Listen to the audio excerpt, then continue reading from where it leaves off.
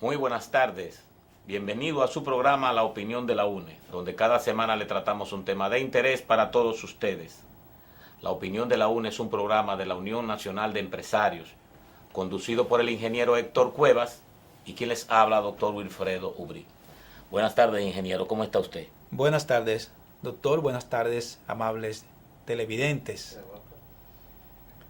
Tenemos un tema sobre el tapete, sobre el cual es obligatorio hacer algunos comentarios. Es el tema de el posible aumento salarial, el aumento de los salarios en el sector público y en el sector privado. El presidente Danilo Medina, licenciado Danilo Medina, el señor presidente de la República, dijo hace poco que el salario de 10,000 pesos era una cantidad irrisoria con la cual no podía vivir una persona, no podía mantener una familia. También salieron unas estadísticas de que hablaban de que en el sector público había una cantidad muy grande, un porcentaje alto de empleados que tenían salarios muy por debajo de esos 10,000 pesos. Y por otra parte hubo una declaración de los dirigentes sindicales donde estaban planteando la necesidad de un aumento de salario de 30%. Vamos a comentar brevemente esos temas para que se tome en cuenta en esta discusión posible que se haga del tema del salario. Empezamos diciendo que la ley establece que el Comité Nacional de Salario se reúne cada 2 años para establecer el salario mínimo, solamente el salario mínimo.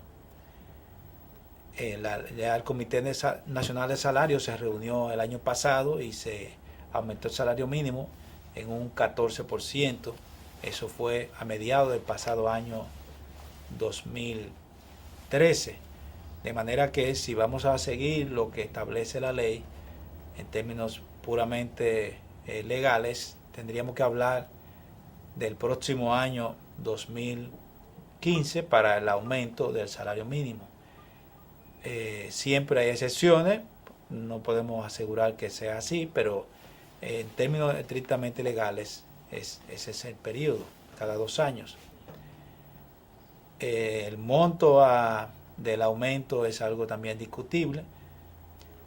Siempre las empresas, cuando aumentan el salario mínimo, también aumentan el salario de otros trabajadores para producir el despegue, porque es posible que algunos supervisores, algunas personas que están a un nivel más alto, pues cuando se aumente el salario del más bajo nivel, se acerquen o se sobrepasen y es necesario producir siempre el despegue. O sea que un aumento del salario mínimo siempre trae también como consecuencia un aumento general de los salarios, una revisión de los salarios. No sé si se ha tomado en cuenta también que aquí hay una realidad, que ahora hay muchos salarios mínimos. Anteriormente, hace 30 años aproximadamente, había un solo salario mínimo nacional. Ahora hay un salario mínimo dependiendo del tamaño de la empresa. Hay varios salarios mínimos. Hay un salario mínimo para la empresa pequeña, uno para la empresa mediana y uno para la empresa grande. También hay un salario mínimo para la zona franca, que es diferente al salario mínimo de las empresas que están fuera de las zonas francas. Y otra característica importante de ese salario mínimo que nosotros tenemos establecido en el país es que el salario mínimo es por mes.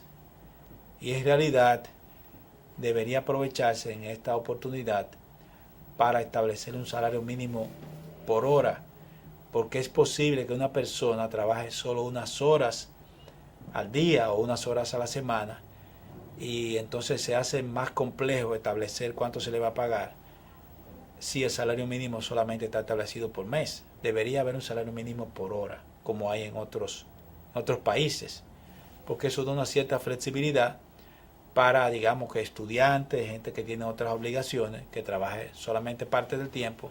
Ya se sabe las reglas del salario, que hay un salario mínimo por hora. Deberíamos llegar a eso, al salario mínimo por hora. Y por otra parte, como el salario se revisa por ley cada 2 años, probablemente tiene sentido que el salario no espere 2 años para revisarse, y quizás el salario debería revisarse anualmente. Esos son elementos que deberíamos tomar en cuenta en este proceso de discusión del posible aumento del salario en el país. Claro, ingeniero, yo creo que sí, porque por ejemplo en los Estados Unidos el salario mínimo se calcula por hora, y como usted mencionó, una persona que estudia pues puede elaborar no las 44 horas semanales, sino podría ser 20 o 22, y se le paga por las horas trabajadas. También que el comité de salario se reúna cada 2 años para revisar el salario mínimo. Es mucho tiempo. Creo que lo mejor sería no que se reúna cada 2 años ni anual, es que el salario sea reajustado de acuerdo a la inflación. Creo que anual, en el mes de enero debería haber un reajuste salarial acorde con la inflación. Eso sería muy, muy importante, porque puede haber un año, por ejemplo, si como es cada 2 años, se reúnen en este año y se aumenta el salario mínimo. Si el año próximo hay una inflación muy drástica, pues automáticamente eso se tragaría el aumento salarial que ha habido, por lo cual creo que debería haber un reajuste de sueldo anual acorde con la inflación. Además de eso, hay que tomar en cuenta que el salario real no necesariamente es el salario nominal, o sea, el salario real es cuánto tú puedes comprar con ese dinero. Y creo que aquí ha habido un deterioro del salario real, porque hay una serie de gastos que la persona tiene, hay una serie de obligaciones, de necesidades, que no la puede suplir con el salario que recibe. Y el salario real, esa capacidad de compra que tiene el salario, no solamente está afectado por la inflación, sino también por una serie de servicios que el trabajador necesita adquirir porque el Estado no se lo garantiza. Está el tema de la salud, el tema de la educación, el tema del transporte y el tema de la energía eléctrica. O sea, si no se cuenta con un transporte público eficiente y accesible, barato para los trabajadores y para todas las personas que lo requieren, si no se cuenta con un servicio público de transporte eficiente y barato, en realidad eso va a afectar muchísimo la capacidad de compra de un trabajador. En la práctica va a reducir el salario real. Entonces, resolver el problema de transporte constituye un elemento básico para mejorar el poder adquisitivo del trabajador. El tema de la educación. Si una persona necesita sacar del dinero que gana, de lo poco que gana, para pagar el colegio de los hijos y para comprar los libros de esos hijos, pues definitivamente su nivel de vida se reduce. Entonces, si el Estado garantizara una educación gratuita y diera una facilidad de acceso a los libros, eso también sería una gran contribución a mejorar el nivel de vida del ciudadano común. Entonces, esos son cosas importantes. Y está el tema de la salud. En los hospitales públicos tienen muchas deficiencias por falta de recursos y por otras razones que también hacen que cualquier persona tenga que recurrir a un servicio médico privado que es costoso, que eso no se ha podido resolver con la seguridad social, porque todavía hay que pagar unas diferencias y hay muchas cosas que no la cubre la seguridad social. O sea, ese tema, el tema de la salud es vital para que a un trabajador, a una persona común y corriente que gana un salario promedio, les rinda el dinero. O sea, transporte, salud y educación. Y no está de más mencionar el tema de la energía eléctrica, porque la energía eléctrica nuestra es costosa y además de baja calidad, insegura. O sea, hay costos que tiene que cubrir una persona porque el Estado no le garantiza esos servicios públicos. Si esos servicios públicos fuesen eficientes, se suministraran de manera eficiente y a un precio razonable, eso va a contribuir significativamente a que el dinero le rinda más al trabajador. Ingeniero, con el permiso de usted y de nuestros amigos televidentes, vamos a hacer una pequeña pausa. Después de la pausa continuaremos hablando del tema.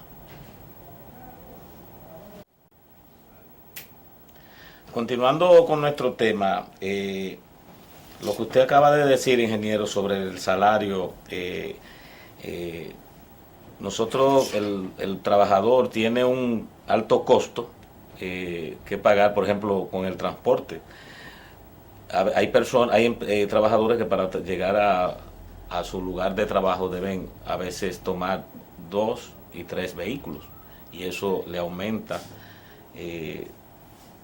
enormemente su costo en cuanto al gasto en transporte, y eso es algo que el Estado debe tratar de resolver. El transporte público es algo vital, porque después de pagar transporte, costear la educación de los hijos, libros y a veces colegios, lo que no le queda al empleado, al trabajador, con que hacer una casa, no queda con que ahorrar, le es muy difícil. Sobre algo que usted habló al principio también, sobre que tenemos varios salarios mínimos, yo creo que deberíamos tener un solo salario. Realmente eso es complicarse la vida. Debe haber un solo salario. Debe también darse cuenta que las empresas que más ganan, las empresas más grandes, deberían pagar sueldos mayores, pero debe haber un solo salario mínimo. Realmente debe haber un solo salario para no complicarse la vida. En adición a esos temas que hemos mencionado, esos factores, hay dos cosas que también son muy importantes para hablar del salario. Tenemos por un lado la productividad. O sea, una persona debe ganar un salario de acuerdo a su productividad, de acuerdo al rendimiento, de acuerdo al aporte que hagan a la producción de esa empresa donde labore. O sea, el salario debe ser en alguna medida proporcional a la productividad. Y esa productividad va a estar influida significativamente por el entrenamiento del trabajador, por la preparación, por la educación del trabajador. Un trabajador entrenado es más productivo. Entonces, debería promoverse, el Estado debería hacer un esfuerzo por mejorar la calificación del trabajador mediante entrenamiento técnico o mediante la superación del sistema educativo en términos generales. Entonces, eso va a influir en la productividad, que eso va de alguna manera a influir en el salario que puede una empresa pagar a un trabajador. Y el otro elemento muy importante es la competencia. O sea, aquí una de las razones por las cuales el salario se mantiene más bajo es porque hay mucho desempleo. Hay mucho desempleo. El desempleo constituye una presión a la baja de los salarios, porque hay muchas personas que están dispuestas a trabajar por un salario bajo, porque no tienen otra posibilidad, no tienen otra oportunidad de conseguir cómo ganarse la vida. Entonces, se requiere una política oficial, una política económica oficial que tienda a crear más empleos. Si tuviésemos más empleos, definitivamente que los salarios fuesen mejores, porque hay una competencia por conseguir a los trabajadores más calificados.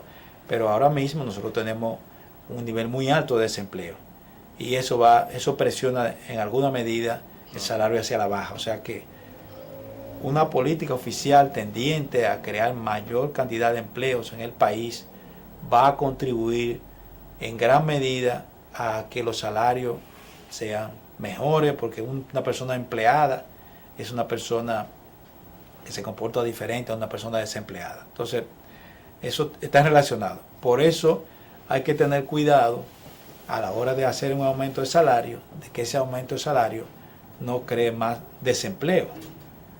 Tiene que tomarse en cuenta ese factor, el factor empleo, que es un elemento básico, de manera tal que no tomemos una decisión sobre el salario mínimo, que es tomarla sobre todos los salarios, porque una empresa siempre que aumente el salario mínimo también le aumenta a los otros trabajadores. De manera tal que si se decide aumentar el salario de manera, digamos, sin tomar en cuenta todos estos factores, puede ser que el desempleo aumente. Entonces, lo peor para una persona es estar desempleado porque tiene un salario cero. Claro, claro. Realmente eso es así. Aunque los gobiernos tratan, no sé si es solo un discurso, pero buscan fomentar el aumento de los empleos.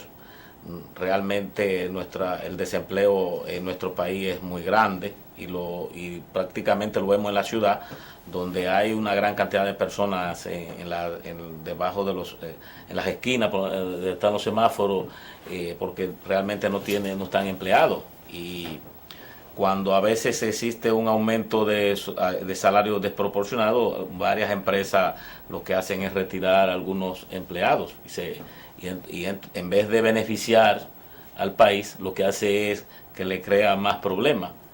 Una persona empleada es una persona que, además de un sueldo, pues tiene un seguro y eso le da más seguridad. Y es como me han dicho algunos, es muy bueno estar en nómina. O sea, realmente a fin de mes ellos saben que van a recibir un dinero y eso le da cierta tranquilidad. Y como usted acaba de decir, una persona empleada tiene un comportamiento diferente a una persona que no está empleada. Es como los hombres que poseen familias, tienen hijos, tienen un comportamiento diferente a los que no tienen familia. Las estadísticas están ahí. Pero sí hay que obligatoriamente el aumento salarial, ingeniero, debe ir acorde con el aumento de la inflación, el costo que tiene que pagar el empleado para sus alimentos, y hay que incluirle ahí también el transporte. Aquí tenemos un problema prácticamente, diríamos, aumenta o baja el precio del combustible, pero normalmente va siempre en aumento. Pero poco a poco al año el aumento se va reflejando en el costo de transporte, lo que quiere decir que el transporte siempre va en aumento, y eso es parte de la inflación. O sea, realmente el salario debe compensar estos aumentos. Sí, yo creo que debe haber un ajuste salarial automático cada año en función de la inflación. Existe en muchos países, de manera que el salario va a subir por la inflación y luego un aumento de salario adicional que tiene que ver con la productividad. O sea, los trabajadores más productivos, en la medida que la empresa gana más dinero, debería también pagarle mejor a sus trabajadores. Hay una ley que hay algo que podría revisarse, está en el Código de Trabajo, que la empresa le paga al trabajador una bonificación del hasta el 10% de sus beneficios, pero eso requiere que la empresa tenga beneficios. Tenga beneficios. Eso es algo que también podría revisarse, porque es un pago ya después que la empresa ha hecho su contabilidad. De manera que no va a afectar, vamos a decir, el rendimiento de la empresa, porque después de que ha hecho sus cálculos. Pienso que si se logra ese aumento automático cada año por la inflación, eso va a bajar un poco la presión y va a permitir que se pueda hacer el próximo aumento basado en la productividad, que es lo que va a garantizar que los negocios sigan funcionando. Y no se puede perder de vista el tema del desempleo, que es un problema crónico en la República Dominicana. Okay. Ingeniero, el tiempo se nos ha terminado. Vamos a darle las gracias a nuestros amigos televidentes e invitarle la próxima semana a una entrega más de la opinión de la UNE. Gracias.